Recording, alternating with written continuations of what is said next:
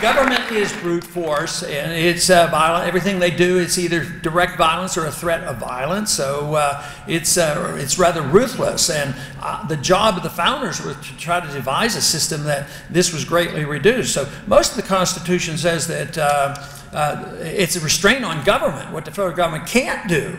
It's not a restraint on the people, and unfortunately we have accepted this fact that there's so many mandates by the government.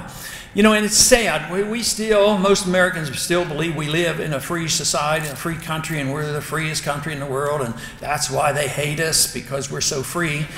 But you know, if you look at what we do to our people, we should raise some questions about just how free we are.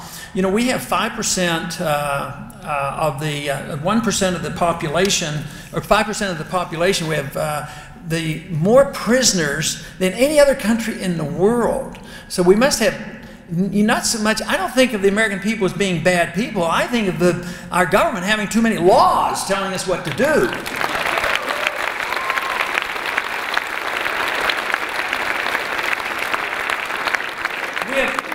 25% of the total world population, prison population, China being second.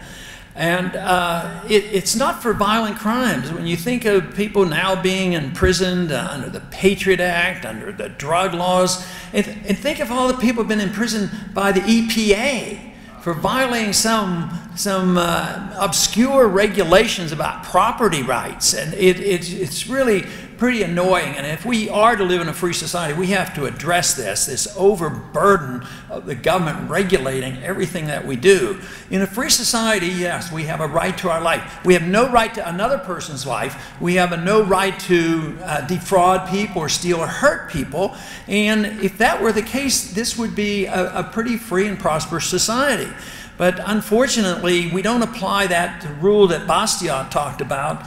And that is, if you and I live in a society like that, when we can't hurt other people and we can't take their property, why is it that we don't make the government live with that same rule and they can't do anything we can't do?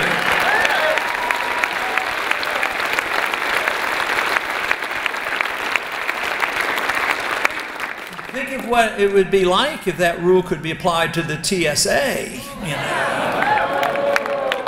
TSA, sometimes those agents at the gates do things that if any one of us in this audience did anything that to a stranger, how long would it take for us to be behind bars? So this was my recommendation. I wrote a piece of legislation to this effect that a TSA agent has no more authority to do what they do to the passengers than we have to our neighbors.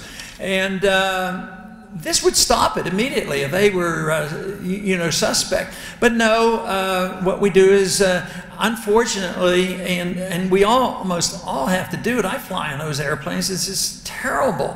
And yet, you know, the resistance is going to cause such a calamity. But we have to eventually stand up to this. I mean, I keep thinking...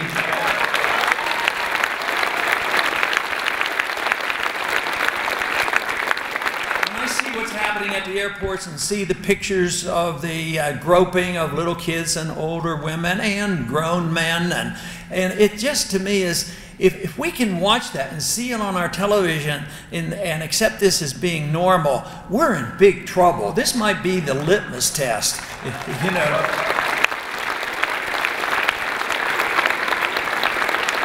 So if the TSA is still doing what they're doing to us today, or even something worse in 5 years from now, believe me, I'm going to become a lot more pessimistic than I am today. Right now, I'm more optimistic because of the number of people who are joining the freedom movement and are looking at this, are getting upset about this, and know exactly why we have to curtail the power and scope of government. That's where my optimism comes from, and it comes also from the fact that I meet so many young people in the colleges now studying Austrian free market economics and talking about the Federal Reserve. And also this younger generation, as all of us here, I suppose, we're sick and tired of these wars that are going on that serves none of our benefits at all.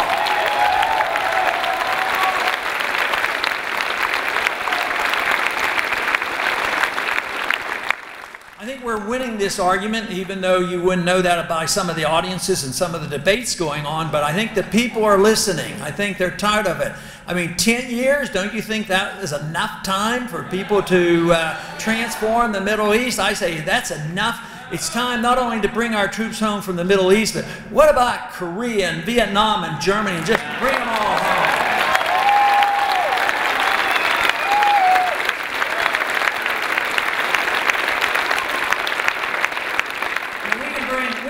Troops home rather quickly. I don't think you can downsize the military overnight, even though we did that after World War II. We downsized rapidly, and we reduced the budget, cut the budget in half, and taxes went down, and we had a pretty good economy after the war finally ended. But even if you just brought all the troops home, just think of all those wages that they're getting. If they spent all that money in the economy, that would be a lot better stimulus than running up the debt even more and have another stimulus package.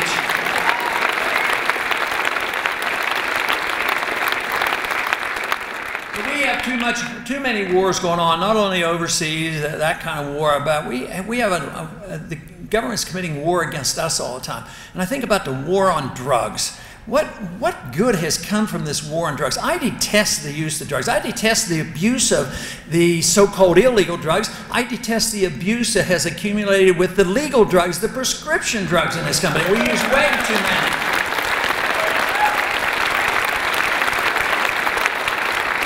And I think we live in a climate today where there's so many psychotropic drugs, and kids especially are put on these too readily. So the drug war in many ways has been a real disaster. You know, it's basically the modern drug war started in the early 70s under that great Republican president, Richard Nixon. He had something to do with getting rid of the gold standard. He's not my favorite president, I want you to know that. But in the last 40 years, we've spent over $1 trillion on prohibition. And I thought we tested prohibition a few years back. You know, and it didn't work. And you know, when they prohibited people from drinking alcohol, you know, they kept drinking alcohol. They did.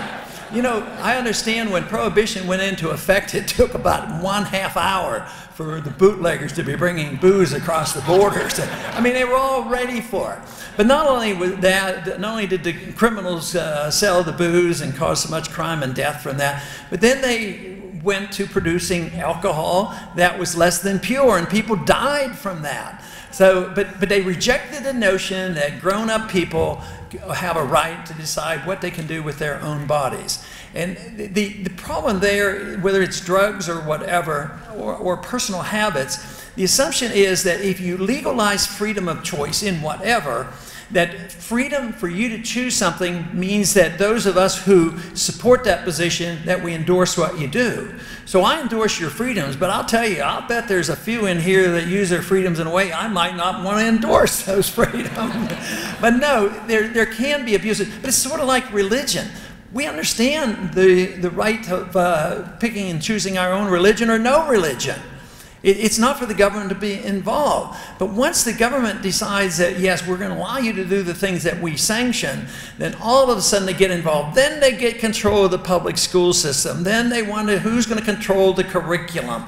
And there aren't any easy answers for that. It becomes a little less troublesome if your local school board's the highest order of government official to deal with it, and the local people deal with it. But once you get involved with the federal government managing our schools through things like Department of Education, there's no way where you can say you can devise a perfect curriculum. That's why I say we don't need the federal government in. We can start by saving some money by getting rid of the Department of Education.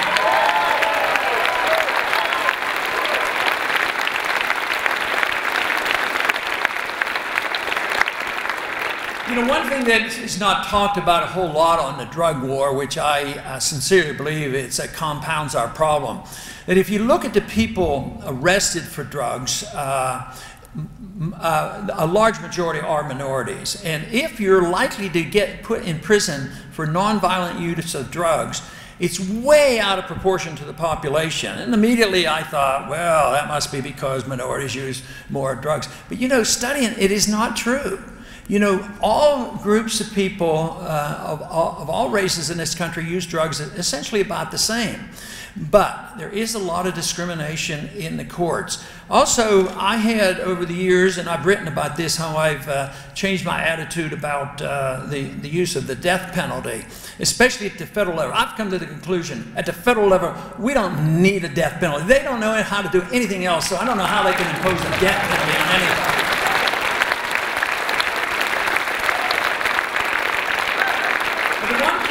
Is whether it's the enforcement of the death penalty or the drug issues, poor people get a short shrift on that. They are not treated as well.